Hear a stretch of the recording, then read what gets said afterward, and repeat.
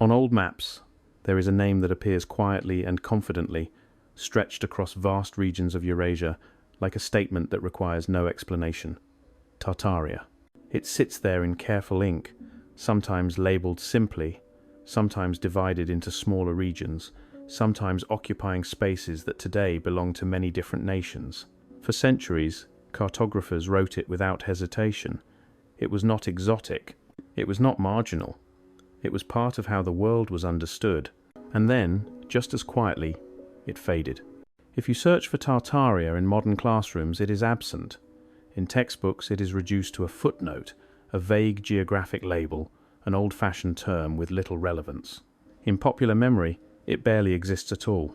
A name once printed across continents has slipped almost entirely out of awareness, not erased in a dramatic moment, not replaced by a single event, simply no longer spoken. This absence is what draws the eye. History usually records endings loudly. Wars have dates. States forward declarations, treaties, and ruins. Names change because something visible forces them to change. But Tartaria does not end that way. There is no clear collapse, no final chapter, no singular moment when it stops being used. It simply dissolves into other names as borders harden and knowledge becomes more precise. Or at least, that is the simple explanation. Yet when we linger on the maps themselves, the feeling remains unsettled. For hundreds of years, across different countries and languages, mapmakers continued to write the same word, Tartaria. They did not agree on its internal structure. They did not describe it in detail. But they agreed that it existed as a space large enough to name, large enough to matter, large enough to remain. What did that name mean to the people who used it? Not what it means now, filtered through modern definitions, but what it represented then. A region, a way of grouping lands not fully understood, a placeholder for complexity beyond the reach of familiar categories. It did not require a centralized authority or a shared identity to be written onto parchment.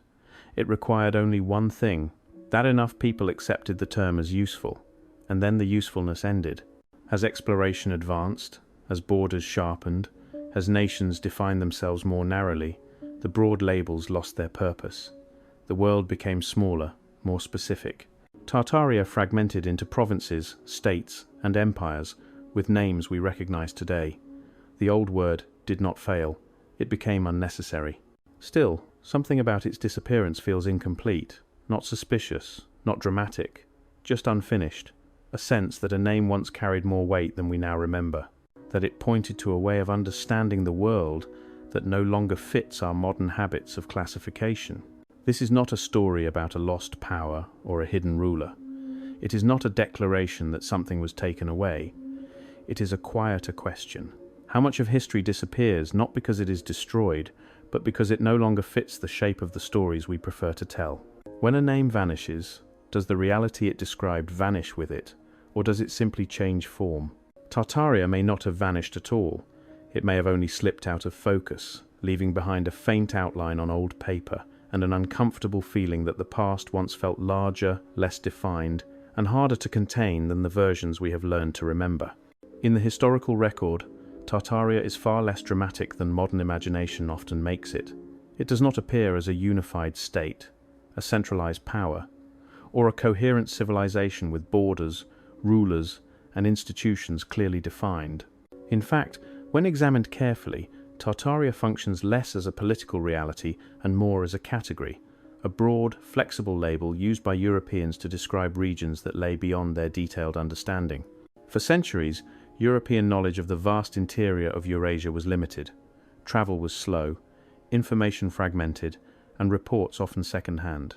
Merchants, missionaries, and diplomats returned with descriptions that were incomplete, inconsistent, and shaped by their own cultural frameworks. Faced with enormous territories inhabited by diverse peoples, languages, and customs, mapmakers and chroniclers did what humans have always done when confronted with complexity. They simplified. Tartaria became a convenient word for this simplification. It referred not to a single people, but to many. Not to one system of governance, but to numerous forms of organization that varied across time and space. The term encompassed nomadic groups, settled communities, trading networks, and shifting alliances. It was a way of saying, this region exists, but we do not yet fully understand it. In that sense, Tartaria was less a place than a placeholder. This usage was not unique. European maps and texts of the same periods employed similar broad labels elsewhere. Africa was often described as a single, vague expanse despite its immense diversity. The interior of the Americas was depicted as undefined or populated by generalized figures rather than specific societies. These labels did not imply unity, they implied distance. They reflected the limits of knowledge rather than the presence of hidden order. As exploration increased and political interests expanded, these broad terms began to lose their function. Empires sought precision. Administrations required clear boundaries. Names that once grouped the unknown became obstacles to governance and control. Gradually, Tartaria was replaced by more specific geographic and political designations. Regions were subdivided. Ethnic groups were named individually. States asserted identities that fit emerging international systems. From the perspective of academic history, this transition is neither mysterious nor controversial. Tartaria fades because the world map becomes more detailed. Knowledge replaces approximation. The term survives in older documents but falls out of use as language adapts to new realities. There is no need to invoke suppression or deliberate forgetting to explain this process. It follows a familiar pattern seen throughout the history of cartography and political geography.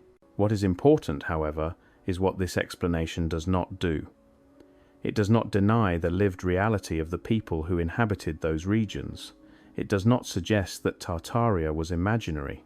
It acknowledges that the term referred to real lands and real societies, even if it failed to describe them accurately or individually.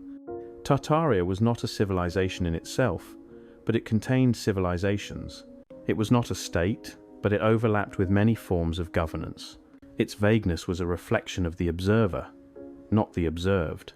This distinction matters because it shifts the conversation away from extremes. Tartaria does not need to be defended as a lost global power, nor dismissed as a meaningless fiction. It can be understood as an artifact of how knowledge was organized at a particular moment in history. A reminder that maps are not neutral mirrors of reality, but tools shaped by perspective, access, and intention.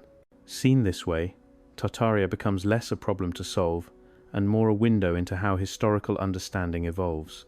It shows how names can persist long after their original usefulness has faded, and how their disappearance can feel abrupt even when the process behind it is gradual. The discomfort many people feel when encountering the term today may not come from what Tartaria was, but from how casually such a large piece of the old worldview slipped out of the modern one. History, after all, does not only change through revolutions and collapses, it also changes through refinement, through the quiet replacement of broad ideas with narrower ones. Tartaria stands at that intersection, not as a secret waiting to be uncovered, but as a reminder of how much of the past was once understood in wider, less certain terms than we are comfortable with today. The disappearance of Tartaria from modern awareness is not marked by fire or conquest. There is no final battle, no decisive treaty, no moment that signals an ending. Instead, the name recedes slowly, almost politely, until it is no longer present at all. Open a contemporary history textbook and Tartaria is absent. Not debated, not challenged, simply not there. In its place are modern nations, defined borders, and clear political narratives that feel complete and self-contained. The past appears orderly, as if it always knew where it was going. This quiet vanishing is what creates unease. History usually teaches us to expect continuity or collapse. Empires rise and fall. Kingdoms expand and fracture. Names change because power shifts. But Tartaria does not follow that pattern. It does not fall. It does not transform into a single successor. It dissolves into many smaller, more precise identities without leaving behind a story of its own disappearance. The absence of drama makes the absence itself harder to explain. Over time, the broad geographic term was replaced by names that reflected growing political clarity. Regions once grouped together were reclassified. New states emerged, older ones formalized their borders, and maps adjusted accordingly. This process feels natural when viewed from a modern perspective. Precision is seen as progress. Specificity replaces generalization, but something is lost in the transition. A way of seeing the world that allowed for ambiguity, for large, undefined spaces, is quietly discarded. What makes this unsettling is not the change itself, but how complete it feels. Tartaria does not survive as a commonly taught concept. It does not occupy a clear place in historical education as a former label or outdated framework. It simply stops being mentioned. Students learn about Russia, China, Mongolia, Central Asia, Eastern Europe, each in isolation. The older umbrella term that once connected these regions in the European imagination disappears without comment. This is where cognitive discomfort sets in, not because something is obviously wrong, but because the transition feels too smooth. When something that large vanishes from discourse without explanation, the mind instinctively searches for a reason. The absence becomes more noticeable than any presence. We are left with the sense that a piece of context has been removed, even if its removal was unintentional. The key is to recognize how historical memory works. History does not function as a perfect archive. It is a system of selection. Facts are organized into narratives that can be taught, remembered, and transmitted efficiently. Complexity is reduced. Overlapping categories are separated. Broad terms give way to narrow ones. This is not deception, it is simplification. In that process, certain concepts become obsolete. They no longer serve the structure of the story being told. Tartaria, as a vague and imprecise term, does not fit easily into modern frameworks built around nation-states and clear political identities. Its usefulness declines. And when usefulness declines, repetition stops. When repetition stops, memory fades. This does not mean that Tartaria was erased. It means it was outgrown. The difference matters. Erasure implies intent. Simplification implies adaptation. Yet the effect on collective memory can feel the same. A name once familiar becomes foreign. A concept once widespread becomes obscure. And the modern reader, encountering it for the first time on an old map, feels a subtle shock of recognition mixed with confusion. How could something so visible become so absent? The answer may be less dramatic than it feels. History, in its effort to become clearer, often becomes narrower. It trades breadth for depth, cohesion for nuance. In doing so, it leaves behind traces that no longer fit the narrative. Tartaria is one such trace. Not a secret chapter torn from the book, but a heading that no longer matches the way the chapters are organized. And that is the unsettling realization. History does not only remember, it also edits. It smooths over ambiguity. It replaces old lenses with new ones. When that happens, what disappears is not always false. Sometimes it is simply inconvenient to explain. Old maps do not speak in conclusions. They speak in approximations. When we look at European maps from the 16th to the 18th centuries, what we see is not authority, but perspective. Ink laid down at the edge of knowledge. Coastlines drawn with confidence. Interiors sketched with caution. And across the immense landmass stretching eastward, a familiar word appears again and again, written large enough to fill the unknown. Tartaria. On these maps, Tartaria is not framed as a state. It has no capital marked, no clear borders enforced by lines or symbols of rule. It is not crowned with flags or surrounded by the language of sovereignty. Instead, it occupies space. A great expanse labelled with a single name, as if to say that this region exists, but its details remain unresolved. The word functions less like a declaration and more like a pause. A moment where the map admits what it does not yet know. What gives these maps their power is not accuracy in the modern sense, but consistency. Across different countries, different publishers, and different decades, the same term appears. French, Dutch, English, and German cartographers repeat it with slight variations, but rarely question its presence. This repetition does not imply a shared secret or hidden knowledge. It implies a shared framework, a common understanding of how to categorize the world beyond familiar borders. In this context, Tartaria operates as a snapshot of understanding, a visual record of how Europeans conceptualized vast territories they could not yet describe in detail. The maps do not pretend to know more than they do. Rivers fade into guesswork. Mountains are drawn symbolically rather than measured. Cities appear sporadically, often based on traveller reports rather than direct observation. And over it all, the name remains, anchoring uncertainty into a single, legible term. It is important not to mistake this for evidence of unity. The absence of detailed political structure on these maps is not a clue pointing to something hidden. It is a sign of limitation. Mapmakers could only depict what they had information about, and in many cases, that information was fragmented or indirect. Tartaria, as it appears on these maps, is not an organized power waiting to be rediscovered. It is a category shaped by distance. Yet there is something undeniably striking about its scale.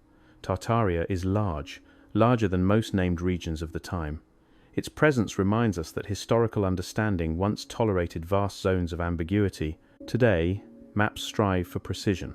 Every border is drawn sharply. Every nation is named distinctly. There is little room for uncertainty. In contrast, these older maps allow the unknown to remain visible. They acknowledge gaps without attempting to fill them prematurely. This visibility of uncertainty is what feels unfamiliar to modern eyes. We are used to maps that assert control, that present the world as fully known and neatly divided. When we encounter a label like Tartaria spanning half a continent, it disrupts that expectation. It suggests a world that was still open-ended, where names did not always correspond to clearly defined systems of power. The temptation is to read backward into these images, to treat them as coded messages or suppressed truths. But doing so risks missing their real significance. These maps are not hiding answers. They are showing questions. They reveal how knowledge was organized before modern categories solidified. They remind us that historical understanding evolves not only through discovery, but through reclassification. As the centuries progressed and information increased, these snapshots were updated. The broad label fractured into smaller ones. Regions once grouped together were separated. The map grew more detailed, but also more constrained. Tartaria did not disappear because it was false. It disappeared because it was no longer useful within a system that demanded specificity. What remains, then, is not proof of something lost, but evidence of how people once made sense of the world. Old maps preserve that moment of sense-making. They capture a time when uncertainty was acknowledged openly, when names were tools rather than conclusions. Tartaria survives in these images not as a hidden truth, but as a reminder that the past was once understood through wider, looser frames than the ones we use today. When the focus shifts from maps to cities, the question of Tartaria changes texture. It stops being abstract and becomes spatial. It enters streets, facades, and public squares. Across regions once loosely grouped under that old name, there are cities whose architecture carries a quiet tension, buildings that feel older than the stories told about them, structures that appear fully formed, confident in scale and proportion, standing in places where the surrounding historical narrative feels thinner than expected. These cities do not announce mystery. They function. They are lived in. They host modern life without complaint. And yet, when examined carefully, many of their monumental cores feel unexpected. Grand civic buildings, wide avenues, stone constructions with intricate detail appear in contexts where population size, economic capacity, or documented development timelines seem misaligned. The architecture is not impossible. It is disproportionate. It suggests stability and organization that exceed what the conventional narrative prepares us to expect.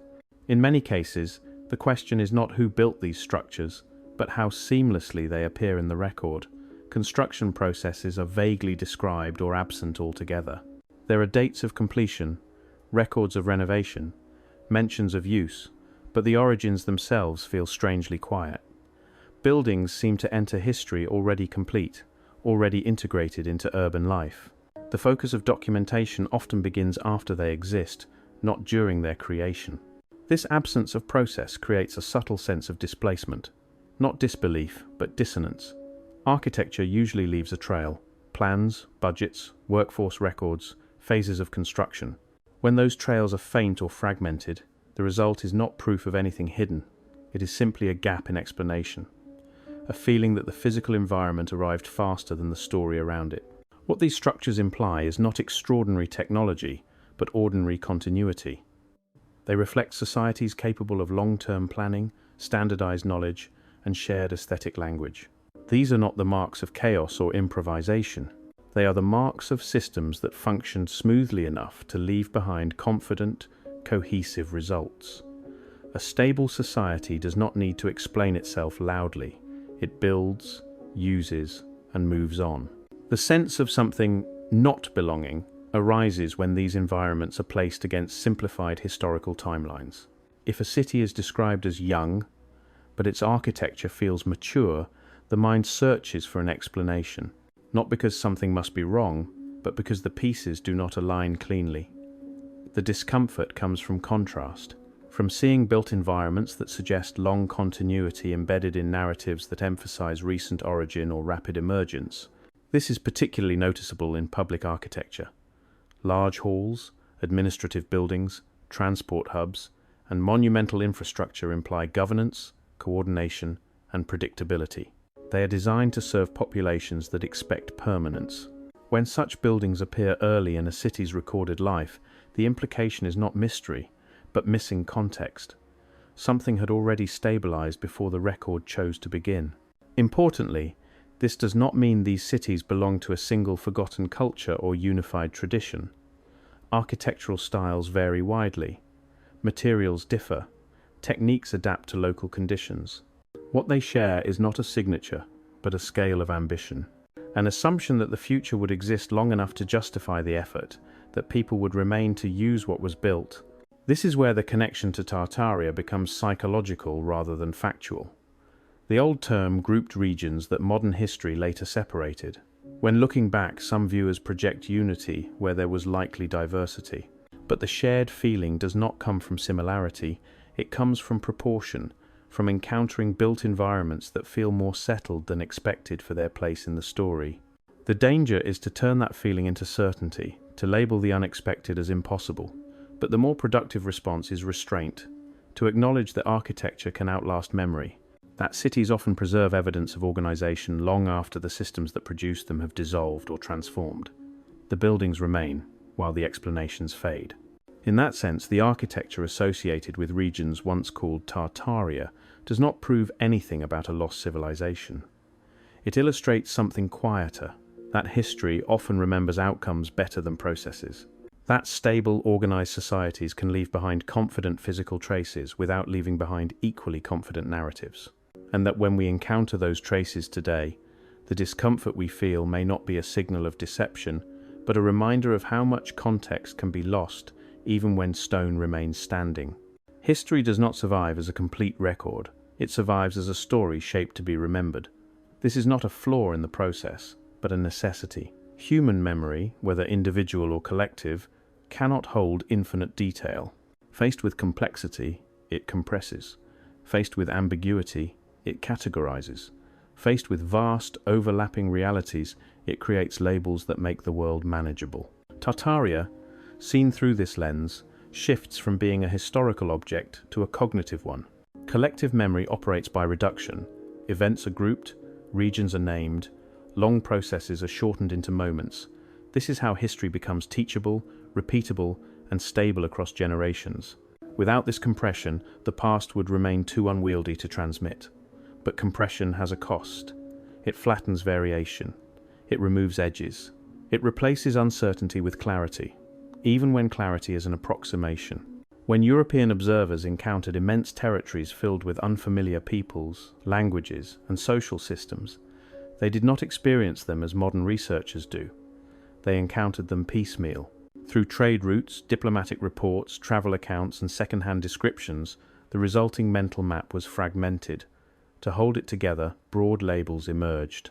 Tartaria was one such label. It did not describe everything accurately. It did not need to. It only needed to hold complexity in place long enough for it to be acknowledged. As knowledge expanded, the cognitive need for such labels diminished. Regions, once grouped together, became separated into distinct identities. Political boundaries hardened. Ethnic and cultural distinctions were named and studied individually. What had once been held under a single umbrella was redistributed into smaller, more precise categories. This process felt like progress, because it was, but it also erased the memory of the umbrella itself. Cognitive psychology offers a useful parallel. When learning a complex subject, the mind first grasps broad concepts before refining them into details. Early understanding is vague but inclusive. Later, understanding is precise but narrow. In this transition, the earlier framework is often forgotten. even though it played a crucial role in making later understanding possible. Tartaria occupies a similar position in historical memory. It was an early framework, later replaced and then discarded. Importantly, this does not require intention. No one needs to decide that Tartaria should be forgotten. Memory fades naturally when repetition stops. When a term is no longer useful for explanation, it falls out of use. Over time, its absence becomes normal. New generations learn history without encountering it, and so it feels as if it never mattered. The disappearance feels abrupt only to those who rediscover it later, outside the context in which it once made sense. The compression of memory also changes emotional texture. Broad labels tend to feel expansive and open-ended. Specific labels feel closed and authoritative. When Tartaria vanishes, it is replaced not by mystery, but by certainty. Nations have names. Borders are defined. The world feels mapped and resolved. The cost of this resolution is the loss of ambiguity. And ambiguity, while uncomfortable, often carries important clues about how people once understood their world. This is why Tartaria returns so powerfully in modern imagination.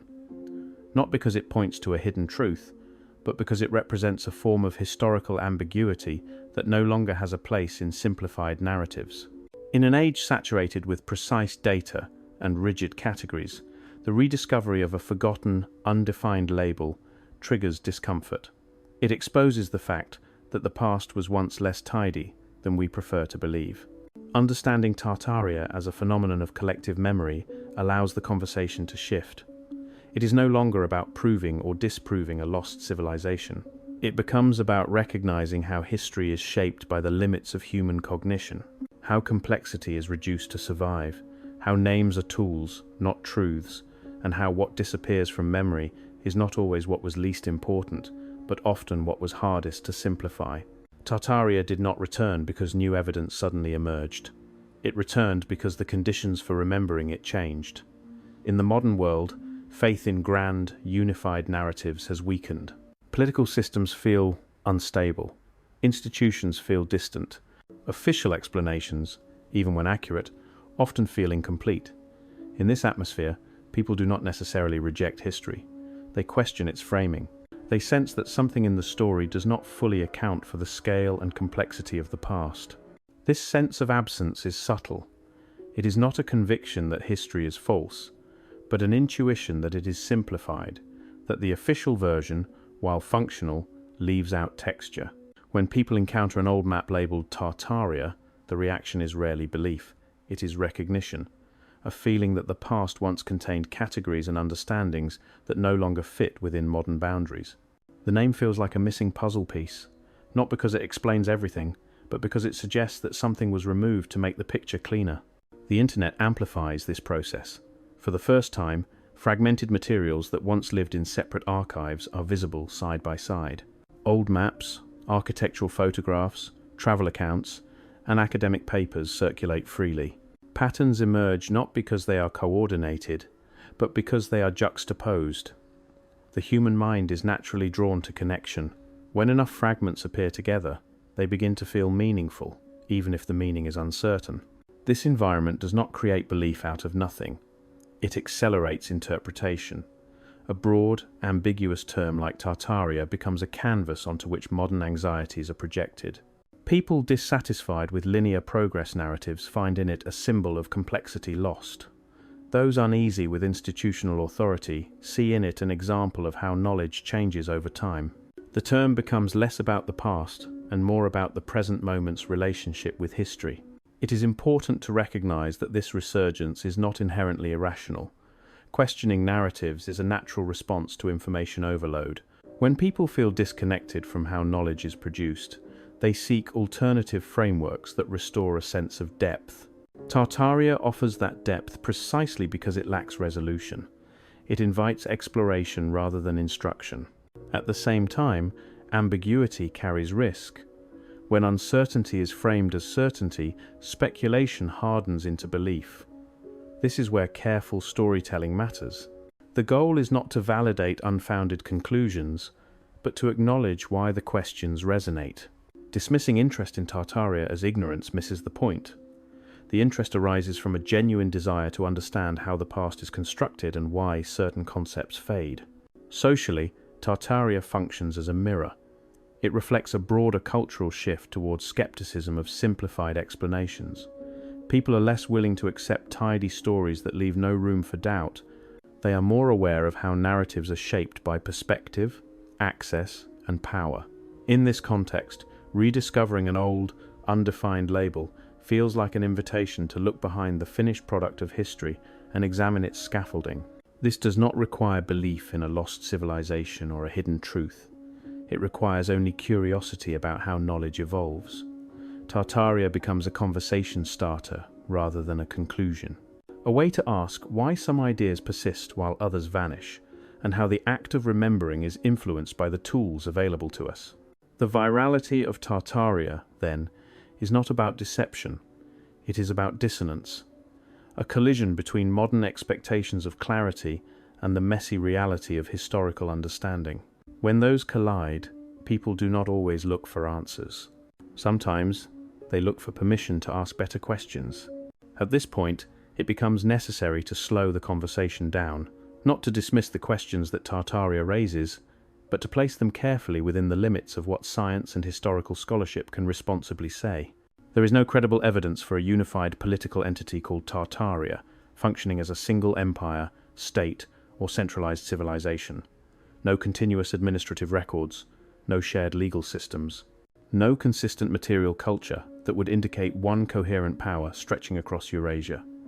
On this, historians and archaeologists are largely aligned. But agreement on what did not exist does not automatically resolve what did. Historical certainty rarely fills the entire frame. Between clearly defined facts lie areas of ambiguity, and Tartaria occupies one of those spaces.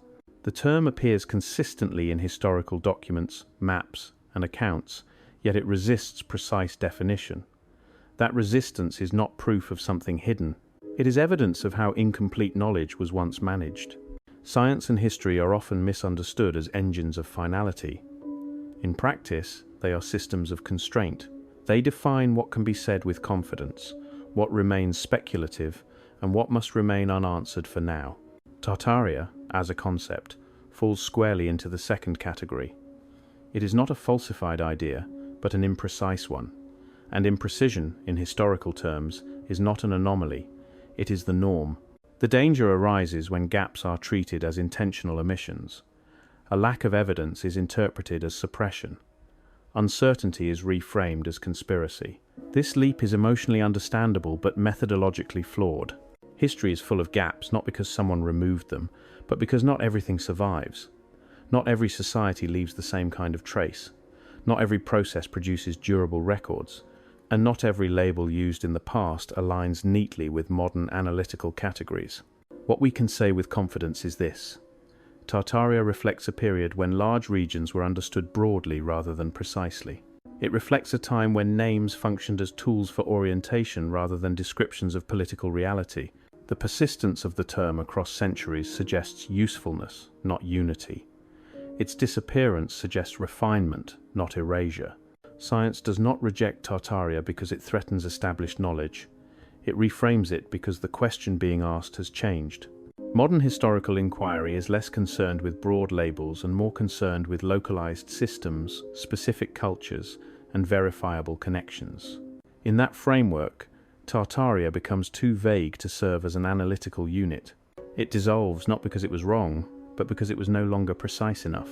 This distinction matters because it preserves intellectual balance. It allows us to acknowledge uncertainty without inflating it, to accept that history contains unresolved areas without assuming intent behind every absence. Gaps in knowledge are not invitations to certainty.